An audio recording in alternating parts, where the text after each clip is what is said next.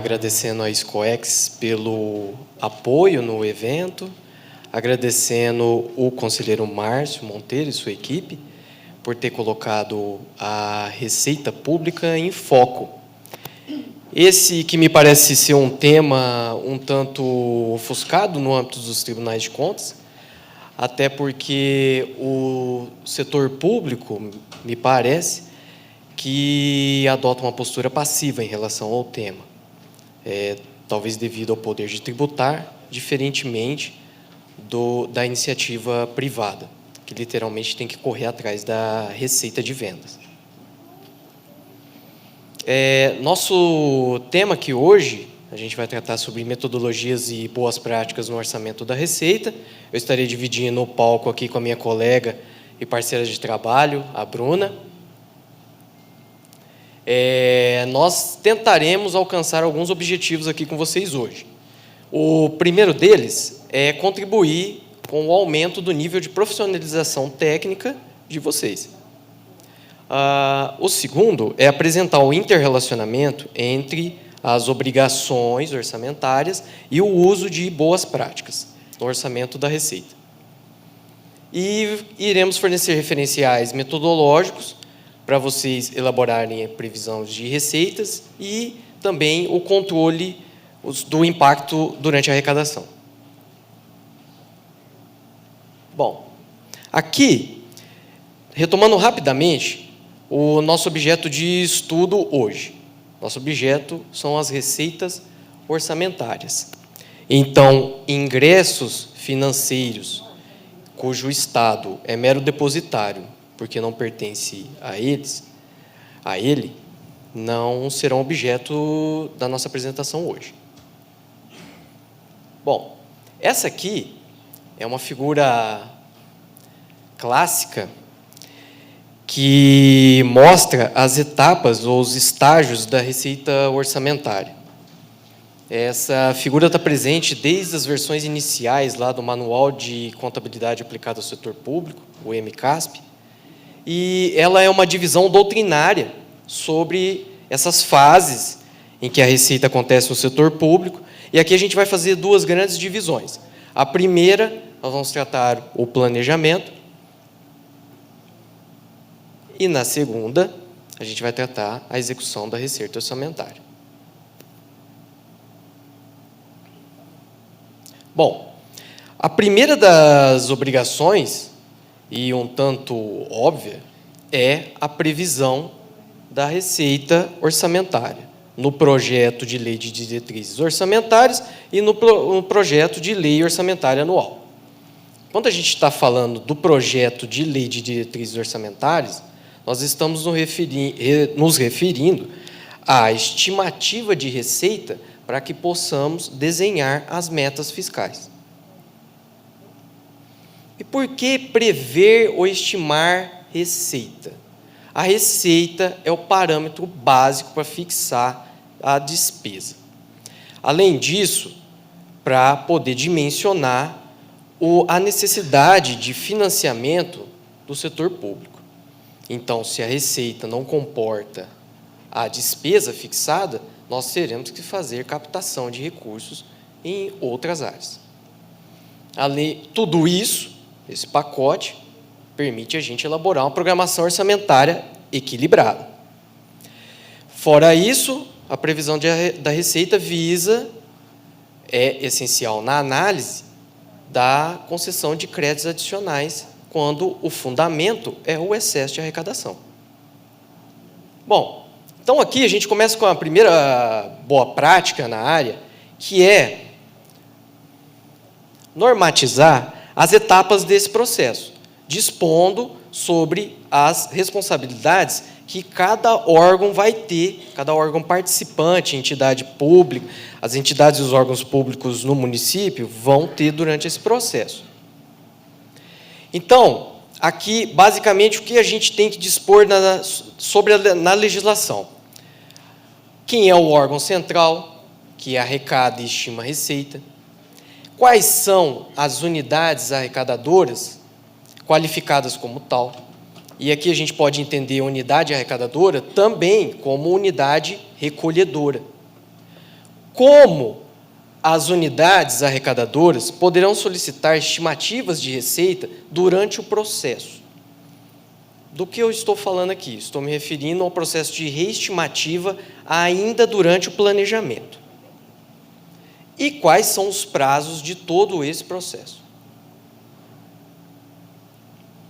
Bom, ainda falando sobre responsabilidades dos órgãos, das unidades, quando a gente dispõe sobre a normatização, o que a gente recomenda? A gente recomenda que, no caso de receitas próprias, a responsabilidade por prever ou estimar a receita seja da própria unidade arrecadadora, lá na ponta. É ela que vai dimensionar a receita orçamentária. No caso de convênios e operações de crédito, e aqui a gente está colocando tudo na mesma categoria de recursos captados, a gente está chamando isso de recursos captados, a responsabilidade seja do órgão de administração fazendária. E no caso de recursos de fontes específicas, a responsabilidade seja de cada unidade orçamentária. É lógico que isso que eu estou falando, tudo vai depender da complexidade da estrutura organizacional que existe no município, vai depender do porte do município. Essa divisão de responsabilidades em quem estima o que ou quem vai apresentar determinada previsão da receita. Bom, outra ótima boa prática é desenhar e divulgar o fluxo de todo esse processo de arrecadação. Aqui, nessa imagem, a gente tem as principais atividades que são realizadas durante o processo. Isso aqui é um exemplo. Então, deu problema. Na primeira grande atividade, a gente vai atualizar as referências sobre cada natureza de receita. O que nós vamos fazer especificamente aí? Nós vamos capturar as alterações que houver na legislação em relação a cada natureza de receita, em relação a cada receita pública, cada tipo de receita. Nós vamos atualizar o plano de contas aplicado ao setor público, o PECASP. Nós vamos atualizar o inventário da receita. Nós vamos atualizar os parâmetros macroeconômicos, índices de inflação, crescimento do PIB. Nós vamos atualizar codificação eventualmente alterada de unidades orçamentárias ou de fontes de recursos específicos. Após isso, nós iremos coletar os dados históricos sobre cada natureza de receita. Tudo isso para quê? Para a gente obter a série de arrecadação da receita. Depois, nós vamos definir os parâmetros que a gente vai utilizar para corrigir as receitas futuras, as receitas que a gente vai utilizar na série de arrecadação, para poder fazer as projeções, definindo parâmetros e os modelos, eventualmente, matemáticos ou estatísticos. Após, então, a gente vai analisar o comportamento da série histórica. Estou apanhando com o controlinho. Projetar os valores de arrecadação. E o mais importante de tudo, documentar a metodologia e memória de cálculo. Por quê? Porque isso é base para análise técnica do legislativo e, eventualmente, auditoria do próprio controle externo.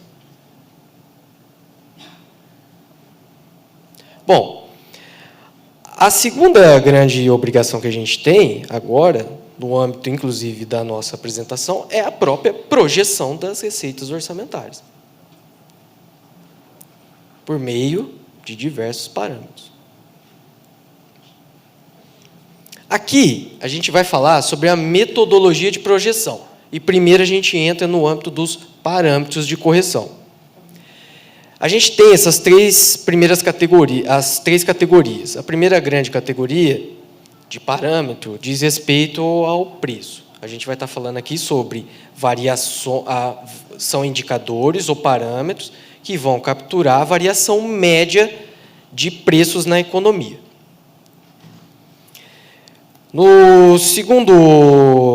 Na segunda categoria, nós temos indicadores relacionados à quantidade.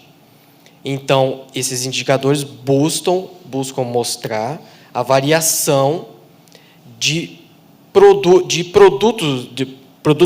bens produzidos na economia.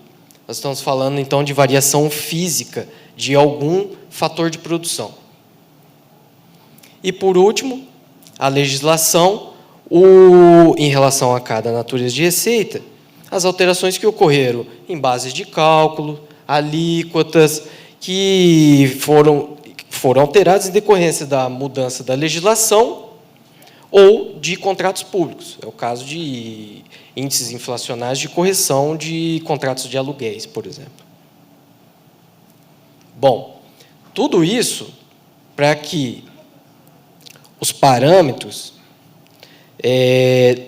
devam refletir necessariamente o comportamento ou conjuntura da economia local. É indicado também que os parâmetros reflitam o fato gerador da receita e possam explicar o comportamento da série histórica de arrecadação. Um pouco difícil isso, né? Aqui a gente tem que ter alguns cuidados. Quando eu me referi um pouco difícil isso, porque muitos parâmetros macroeconômicos são divulgados em lapso de tempo muito grande pelas agências públicas de estatística. Então, qual os cuidados que a gente deve ter nesses casos? É verificar se os parâmetros possuem correlação estatística com a série de arrecadação a ser projetada. Então, a gente poderia responder a seguinte pergunta: será que o crescimento do PIB tem relação necessariamente com o IPTU? O crescimento do IPTU, a série de arrecadação que vocês vão utilizar para projetar a receita para o próximo ano? Por isso, a gente deveria se utilizar, no mínimo, de uma correlação estatística aqui.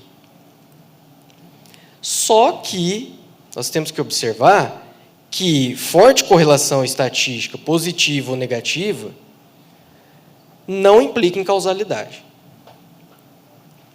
O que eu quero dizer com isso? Vamos por um exemplo. O fato de que vendas de caixas de leite aumentaram e as mortes no trânsito também aumentaram, pode indicar correlação entre essas duas variáveis, mas não necessariamente uma explica a outra. Uma não é causa da outra. A gente tem essa dificuldade, e isso aqui também é um cuidado, de que, como eu comentei, inexistem indicadores econômicos, muitas vezes, atualizados em âmbito local, no caso de municípios como vocês. Nesse caso, o que seria o adequado? Utilizar os parâmetros regionais quando disponíveis. Essa aqui é uma publicação divulgada pela Semadesc, que disponibiliza a projeção de crescimento do PIB do estado de Mato Grosso do Sul.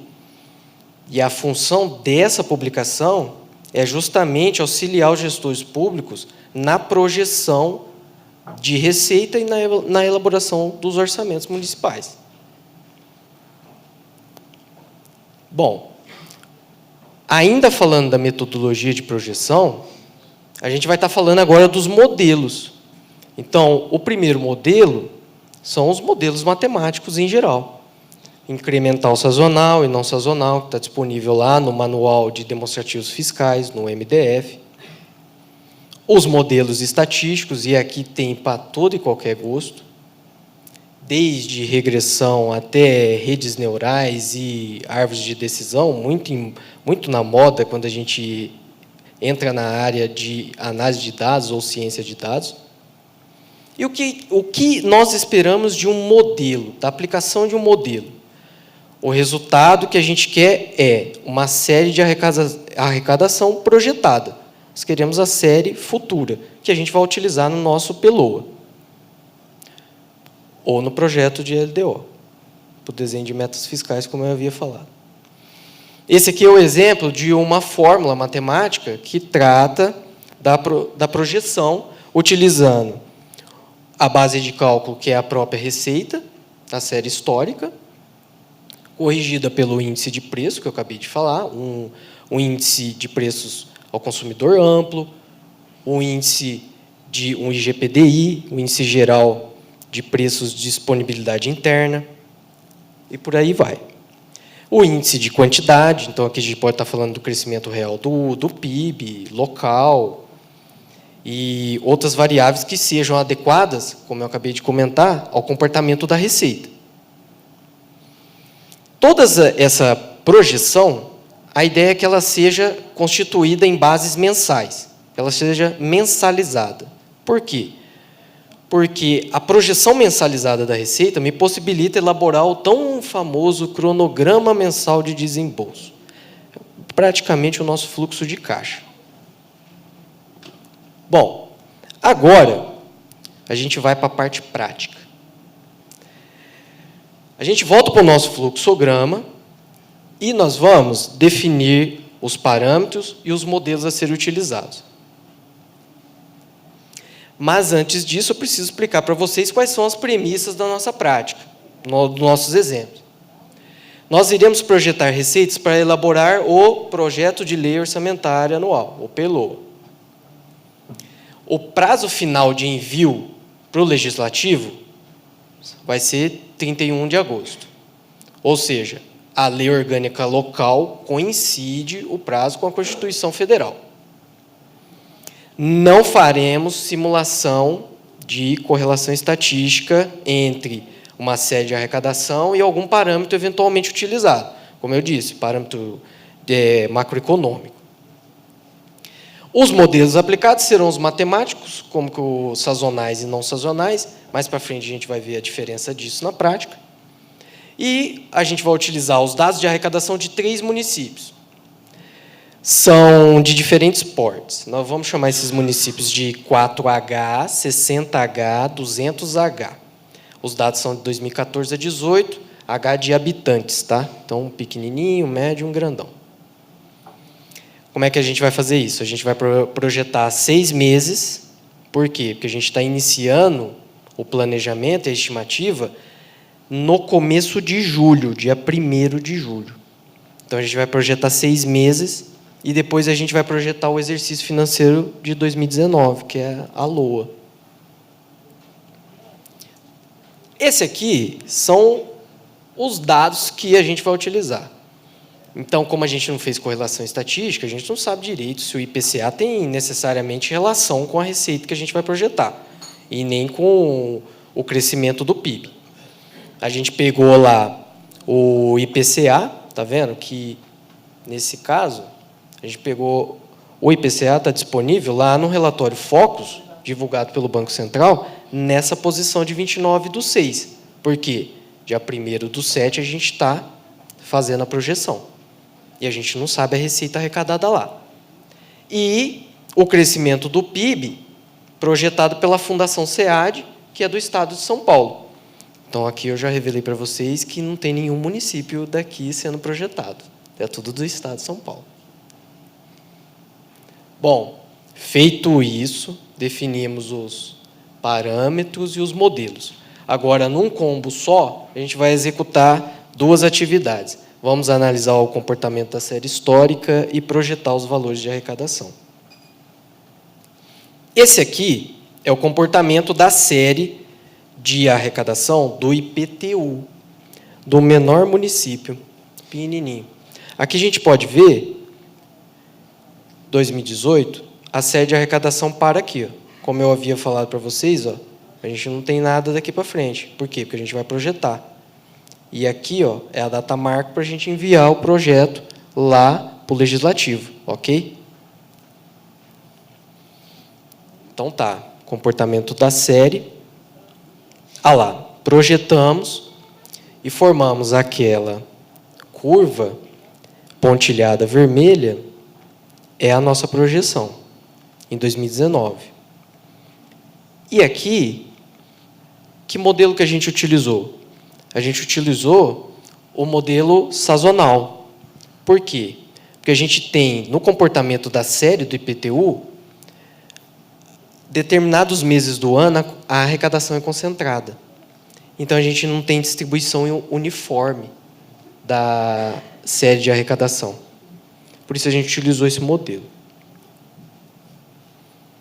Agora, a série de arrecadação do IPTU do município de médio porte. Vejam que o comportamento é praticamente o mesmo. Só que a série está concentrada em março. Que modelo a gente vai utilizar aqui? O matemático sazonal. Projetamos. Olha lá. Como é que a gente faz a projeção desse modelo aqui? Esse modelo, a gente pega o mês correspondente anterior e aplica os fatores de correção. Então, olha lá. Quando a gente está falando de julho, a gente pegou julho de 2017 e corrigiu com aqueles parâmetros que eu havia dito para vocês lá atrás. E assim em diante. A gente corrige cada mês aqui. E 19, a gente vai corrigir com base nos meses de 18. Esse aqui é a série de arrecadação, o comportamento da série do maior município. Vejam que lá, aqui, ó, a curva estava concentrada em fevereiro. No ano de 2018, concentrou em março. A gente não foi atrás para saber isso, mas, com certeza, a política de recebimento do tributo no município deve ter mudado para ter ocorrido isso. Aqui a gente projeta de novo, porque a gente tem concentração de receita em determinados meses do ano. Vamos utilizar o modelo de projeção sazonal. Aqui a gente entra em outro tributo. Agora a gente vai entrar aqui no tributo do ISS. A gente vê o comportamento da série. A gente vai fazer a projeção no modelo sazonal. Aqui a gente entendeu que, pelos anos anteriores terem alguns vales ao longo da série de concentração em alguns meses, a gente aplicou o modelo sazonal. É lógico que essa minha fala, ela carece um pouco de rigor técnico, porque para afirmar que eu tenho uma série com uma distribuição uniforme ou não uniforme, eu teria que me valer de outros tipos de ferramenta estatística, que não é o escopo da nossa apresentação hoje aqui. Esse aqui é o comportamento da série do ISS, lá do município de médio porte. A gente vê aqui, ó, que a gente tem receita negativa. Então, aqui, provavelmente, teve restituição a maior nesse mês, a ponto de ter registrado esse tipo de receita. O que tem que se fazer aqui, e o que a gente também não fez, dado o escopo da apresentação, aplicar algum tipo de correção estatística nessa série. Ok? A gente projeta e aqui muda o modelo. A gente aplica o modelo de média. E aqui a gente entendeu que a série de arrecadação era irregular. Por isso a gente aplicou média. Como é que faz essa média aí? Então, para 2018, os 6 próximos meses, que eu não sei o quanto eu vou arrecadar, a gente faz a média de 2017. Para 2019, nós vamos fazer a média de 2018. E, por último, ainda no ISS-QN, a arrecadação, comportamento da arrecadação no maior município. Vejam que a oscilação, ela, além de pequena, tem distribuição uniforme. Aqui muda o modelo também. A gente vai para o modelo de média ajustada. A gente projeta e, ao projetar, a gente desenvolve aquela reta ali, ó, pontilhada vermelha. Essa é a projeção de 2019. E aqui, a arrecadação atual é diferente dos meses anteriores. E não há fortes discrepâncias na série. Novamente, vejam com ressalvas essa minha afirmativa, que carece de rigor técnico. Nesse caso, como é que a gente projeta essa média ajustada? O exercício atual, 2018, vai se basear na média de arrecadação do que aconteceu no próprio exercício. Então, a gente vai fazer a média dos 6 primeiros meses aqui e projetar para cá. E 2019? Faz a média de 2018. Bom, anteriormente eu havia comentado que existe a possibilidade de reestimativa durante a etapa de planejamento, lá na previsão. E que fatores que podem levar a isso? Uma receita nova, que não possui histórico de arrecadação, alterações em alíquotas, ali nos 2 meses que a gente está no nosso planejamento, saindo em julho, no nosso caso do exemplo aqui, julho e agosto, nós estamos ali naqueles 2 meses, esses fatos podem acontecer. Aumento na quantidade de bens alugados, receitas afetadas por diversos outros fatores econômicos, ou uma receita atípica ou de baixa previsibilidade, que uma outra unidade arrecadadora, lá na ponta, tenha questionado a arrecadação do órgão de administração fazendária quando ele divulgou. Isso é normal. Nesse caso, novamente, é necessária a apresentação de justificativas, a metodologia e a memória de cálculo.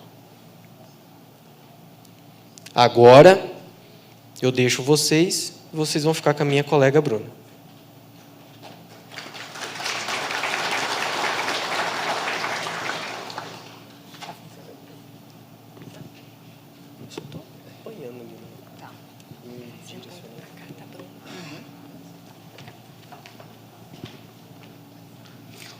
Boa tarde.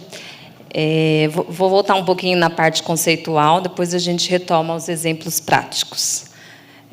Aplicação integral das classificações da receita orçamentária.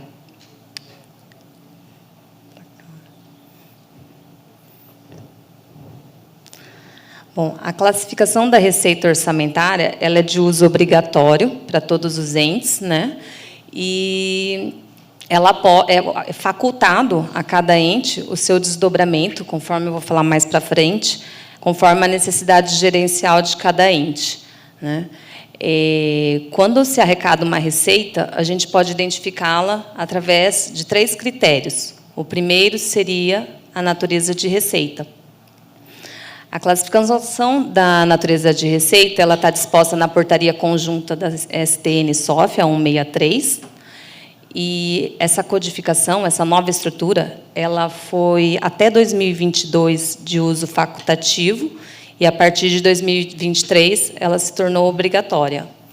Essa estrutura ela segue uma sequência lógica temporal, na qual ocorrem os atos e fatos orçamentários, e ela auxilia na elaboração de análises econômico-financeiras sobre a atuação estatal. O que seria essa sequência lógico-temporal? É dizer que as arrecadações das receitas elas estão interrelacionadas. Como um exemplo fácil da gente poder falar aqui e vocês compreenderem, é a arrecadação das receitas de multas e juros sobre receitas, né? Ela depende de um fato gerador inicial, ou seja, para existir o fato gerador da receita de multas, cujo fato gerador é o decurso de prazo para pagamento, né, daquele prazo que foi estipulado em lei, esse fato gerador ele depende da existência da receita orçamentária propriamente dita. O Código da Natureza de Receita atual ele tem 8 dígitos, sendo o primeiro dígito que identifica a categoria econômica, o segundo, a origem, o terceiro a espécie. Do quarto ao sétimo dígito seriam os desdobramentos, né, que definem as NRs, identificam as peculiaridades de cada ente, né, de cada NR, e sendo que o quinto e o sexto são aqueles que diferenciam a união dos demais entes, né? No caso dos estados, DF e município, o código do 50 ao 98. E o último código, que é o oitavo dígito, ele identifica o tipo de receita.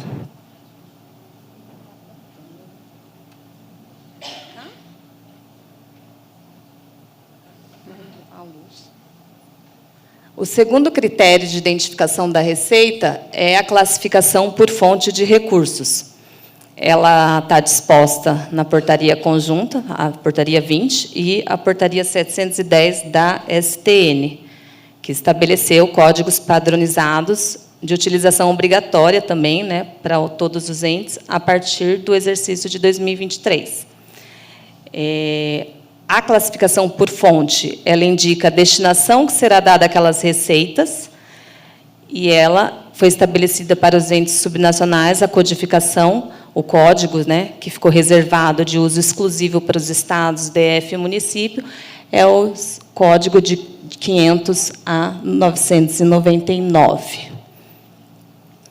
Outro ponto importante aqui que é importante falar aqui sobre a classificação por fonte é a utilização do CO, que é esse Código de Acompanhamento da Execução Orçamentária. O CO, ele é uma informação complementar da classificação por fonte. Ele também está estabelecido na portaria 710 da STN e ele possui 4 dígitos. Então, aqui, a utilização do código de acompanhamento é essencial ao complemento de informações de fonte de recursos. Um exemplo aqui é a utilização desse marcador do CO para classificação específicas das receitas de impostos que são consideradas, né, para fins de aplicação, apuração do limite de despesas com ações e serviços públicos de saúde e MDE. Então, aqui a gente tem um mecanismo do registro contábil, da classificação por fonte. A intenção aqui não é demonstrar o lançamento contábil em si, mas dizer que, tanto na aprovação do orçamento, quanto na fase de execução orçamentária, os registros são feitos, todos classificados por fonte de recursos. E um terceiro critério da classificação orçamentária é o de indicador de resultado primário. Esse critério, ele não é de utilização de caráter, não possui o caráter obrigatório para os entes, e ele identifica as receitas primárias das receitas financeiras. Apesar de não ser de uso obrigatório, é recomendável, então aqui a gente poderia falar numa boa prática, né?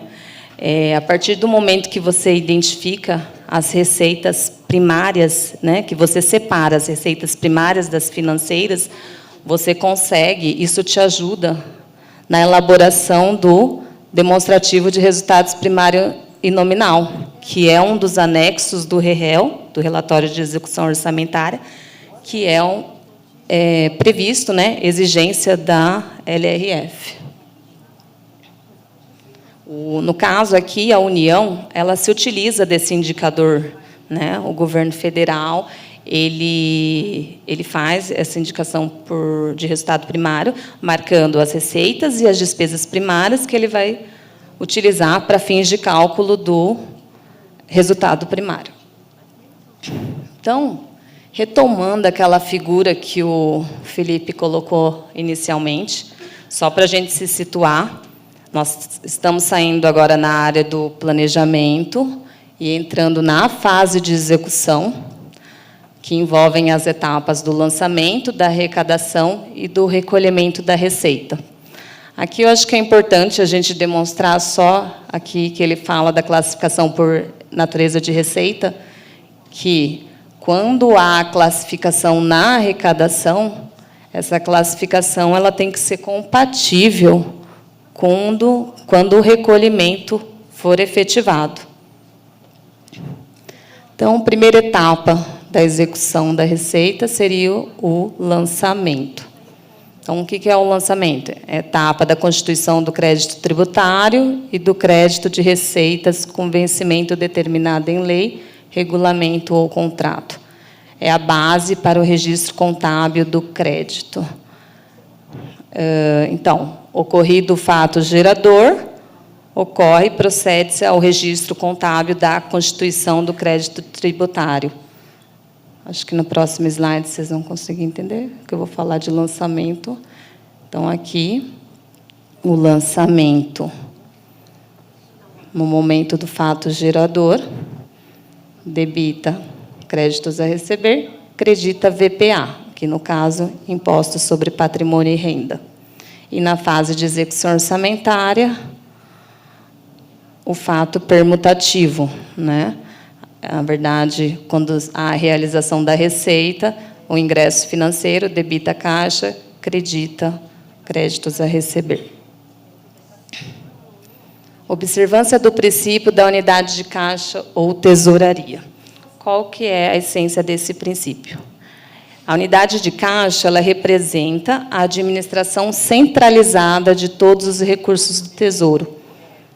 Significa a existência de um único agente, o pressuposto, né? Existência de um único agente financeiro, depositário de disponibilidades em uma única conta contábil, no sistema de contas correntes. Então, o que seria? Uma conta contábil único, que é o caixa e bancos do Tesouro, que pode ter várias contas correntes, sejam elas classificadas por fonte, por unidade gestora. Então, ali, na mensagem, a existência de mais de uma conta bancária, ela não descaracteriza o sistema da conta única, né? A essência é você ter essa tesouraria centralizada. E o que seriam as exceções dessa unidade de caixa? Receitas de convênio, fundos de saúde, educação, assistência social e RPPS. E as vantagens de se ter um caixa único: evitar os recursos ociosos sem rendimento, financiamentos desnecessários, desvios de recurso e a economia operacional. Aqui a gente vai falar um pouquinho de alguns lançamentos contábeis que são padronizados, né, com base na Portaria 163 e no Decreto Federal 10.540, que é o decreto que dispõe sobre aquele padrão mínimo do Sistema Único, o CIAFIC. Então, aqui, os eventos contábeis. Cancelamento de despesas inscritas em restos a pagar não gera reconhecimento de receita orçamentária. Trata-se de uma disponibilidade que foi comprometida, originária de arrecadações de exercícios anteriores. Então, não é uma nova receita. Superávit financeiro não gera reconhecimento de receita orçamentária. Trata-se de saldo financeiro e não uma nova receita. O registro de arrecadação da receita, ele deve afetar a natureza de informação de controle, as DDRs. Uma vez que houve o ingresso de um recurso financeiro, aumenta o ativo financeiro, então tem que ter o registro nas contas de disponibilidade de recursos. Não é possível utilizar os tipos de receita 1 e 3 em recursos originados de multas e juros de mora do principal e da dívida ativa de receitas de capital. No caso, o tipo de receita, a gente está falando daquele 8º dígito da NR.